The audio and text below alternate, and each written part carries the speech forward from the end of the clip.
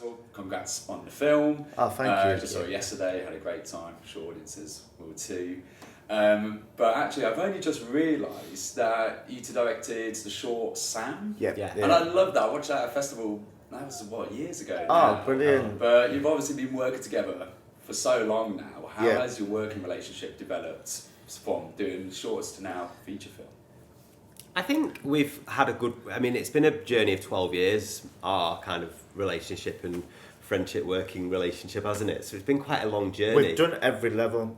We've been boyfriends, we've been frenemies, enemies, into friends, and that's all within the space of a week. Do you know what I mean? So, working together, housemates, shared dogs. Yeah, so I think we kind of, our families are kind of intertwined with each other. So yeah, it's strange because I was saying this yesterday and I thought that does sound really weird. We started in a sexual relationship and now we're like brothers. Yeah. So yeah. It's just it's a film in itself probably. I was about to say this really does sound like I think you've got your next film sorted. But going on to departures, one thing that really I've been thinking about a lot is the casting of Jake. I'm about to get dumped. I'm calling it a day, mate. I can't do this anymore. Fuck you! Calm down! You're having a good time. You weren't complaining at the time when I was paying for all your fucking holidays, were you? You're a lucky boy to be sitting here right now. Because I know you've worked with David Tagg before quite a lot, but what was the process like, particularly casting? Probably to a lot of actors, probably quite challenging, but... We had a lot of auditions for it, actually. Yeah. So David sent We knew David, didn't we? We asked him to tape, but initially, I don't think either of us were quite prepared for his tape, were we? Because we weren't initially like, David's going to play this role. Yeah. And then his tape came through and it was just phenomenal. And we were like, there was no other option, was there? It was. And we did kind of have quite a long discussion, didn't we, about, we like to be as authentic as possible, especially when it comes to like working class representation or, SAM was about disability, so it was really important that it was George Webster's voice that we workshopped with him and MenCap to make sure that I don't have Down syndrome, so I can't talk about that lived experience. And when it came to casting David, we did have the conversation about him not being an LGBTQ plus person, but I think because the character of Jake came from a person that both of us have experienced a relationship where we've been in a relationship with a bisexual person, and both of those people didn't really identify as gay bisexual really, and so that is where the kind of character's voice came from. So in a way, to us it made sense to maybe cast somebody that is straight and doesn't particularly understand the lived experience of a bisexual person or a gay person, because then it comes across as authentic in that situation. And David just smashed it with that kind of male toxic sort of attitude, so it was a bit like, okay, he's the best person. And as much as I do 100% believe we should be looking at authenticity when we're casting somebody, I do also believe that the person who delivers the best tape should get the part, really. Unless it's obviously, if it's somebody that uses a wheelchair, that would be completely different. I would only look at people that use a wheelchair for that role. But yeah. But it's quite interesting because you have those tricky situations where, like, I forgot his name, but from Heartstopper, being ousted. And when he was totally not ready for it, because of public hounding him of, why are you taking this role? It's like, well, actually, it's somebody's own personal journey, and it's their business, isn't it? Really, people should only come out when they feel they're ready to come out, rather than being pushed into it. Yeah, Heartstopper was completely unfair. It's young people who hadn't necessarily even come out to their parents yet, being pressured into whether they're gay or not, basically. I thought that was awful what happened with that. Really, really bad. Mm-hmm. Oh, look at the state of you.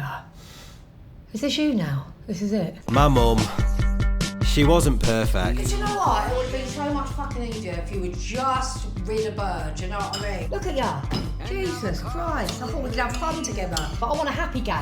I'm giving you advice, I'm telling you not to go out drinking every night, and you are. So if you're not going to listen to me, you are not moving in. The film itself, yeah, it's funny, but it's so tragic and so dark. Like, how do you balance that? Really? I think it's the balance of that came from when we were watching back the footage, because we had the advantage that we filmed this over 9 months on weekends and did 1 weekend a month, so we had 3 weeks to sit with the footage and be like, I think this needs a little bit of humour here, and this bit maybe we don't pull back the humour. You know, I think you said it really well before about the northern working class sort of look at, you know, tragic situations. Yeah, it's usually through humour. So I think we just brought across what was naturally like where where I grew up, you know, my mum worried about being able to put gas and electricity on. Do you know what I mean? And that, but it never felt like, you know, I didn't have the best trainers. Like, there was lots of things that we couldn't afford to do, but I had a really good childhood that was full of fun and laughter. And I think, you know, coming from a lower working class kind of background, I think there is and in the north. I mean, I've not lived in London or the south, so I'm not comparing that. But I think there is kind of a big humour around, like, you know, sort of the what's the word I'm looking for? trauma. Not necessarily trauma, but, you know, making the best of kind of what you've got. And you know, I come from, maybe it's the family and the community that I've grown up with. They find humour in everything. You can be at a funeral and everybody can, you know, start laughing. I unfortunately lost a best friend of mine who was 38 years and died very unexpectedly. But everybody got the giggles at his funeral, like, and everybody was kind of laughing. And it wasn't we was laughing because we found the situation funny, but it was just because one of the aunties turned up late and she had walked in with a flowery hat on and then walked in and started being like, "Hi, love, not seen you in ages." And everybody was just like, "Just sit down, it's a funeral, it's not a social event." And then the next thing, everybody was kind of giggling with each other. But again, so I think there's always humour to be found really in the darkest of situations. So yeah, sorry, I probably rambled on too much. No, but you might want to edit that bit down. Feel free to edit it down. When you take it out of the arse, does it feel nice? I mean, I've had a finger up there before, but... Do you suck cock as well, yeah? I don't think I could suck cock. I could probably have it sucked if I was absolutely fucked, do you know what I mean? What's the biggest dick that you've ever seen? I don't understand, right? How do you make sure that there's no shit up there before a dick goes in? When a guy comes round, how do you know who's going to take it and who's going to give it? You've got your premiere. Is it the premiere? Yep. That's the It's first the premiere. screening, right? So we had a preview in Manchester Yeah. at Manchester Film Festival last week, and then we've got it's the premiere tomorrow. So Today. Oh, it's today, isn't it? Oh yeah, 2 hours. Sorry. Oh yeah. I'm not watching it. How I've seen you- it too many times. I'm not watching it. What's the feeling going into the BFI Flare screening? It's exciting to see different audiences watch it, because obviously it's almost like it's being born, isn't it, when people watch it? And obviously everyone takes different things from it, and it's quite scary. I mean, I literally sit in the cinema and feel sick, and then I'm like, oh my God, because I'm sat here watching it with people. I don't know how many more of them I've got in me, to be honest, sitting there watching it, but I'm going to watch it today. It's quite exposing. Are you not going to watch it? Yeah, you are. You're going to stand at the back? I'll be at the bar. No, well, it'll be really nice to watch it. It's not. I think I'll watch it because the preview we had certain cast members, and then this is the premiere and other cast members coming, so I'll watch it with them. But I am ready to move on to Inappropriate Adult, which is our next film. So yeah, our headspace is kind of there now, isn't it? And we've already started filming it. So yeah. It never ends, does it? Never It's ends. just No. falling into it. But it's good to be busy. So Yeah. I'm going to be scouting out all the BFI producers while the screening's on and being like, how do we get money? Like, what's this question on the funding form? What does it mean? Oh,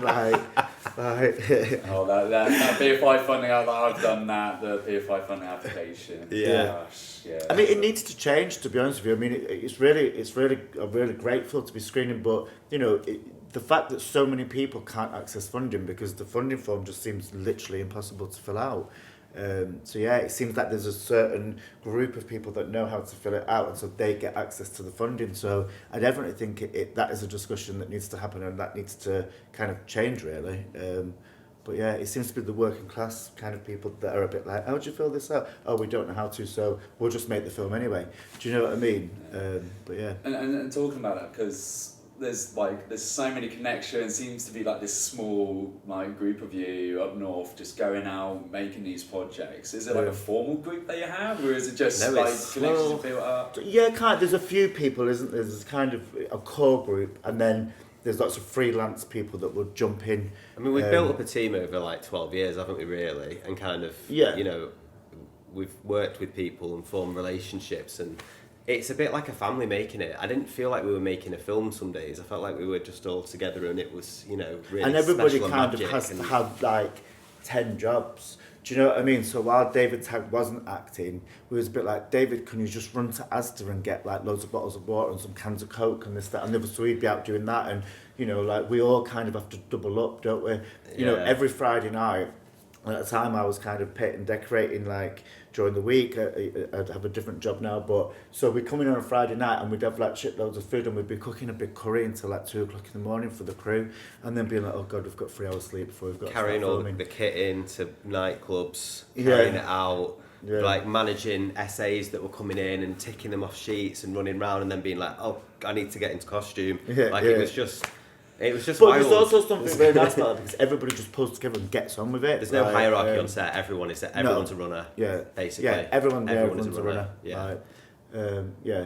which is nice. Yeah, very nice. And the one thing that I really love and I think is really nice is that everybody's buzzing to do an appropriate adult now, and they'll be like, when we start in the next one, do you know what I mean? So everybody wants to come back because they had a really good time doing it, which for us as filmmakers, I think we're special because, you know, I've been a runner on jobs before, and by the end of the week, been like, I want to cry because it's so toxic on this set, do you know what I mean? So it is really important that people actually have fun, like when we're making the film, and enjoy themselves, like, so. Right.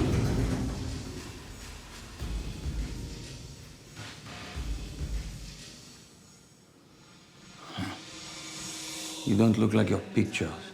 Alright, he's not wrong. I did use Facetune on that picture.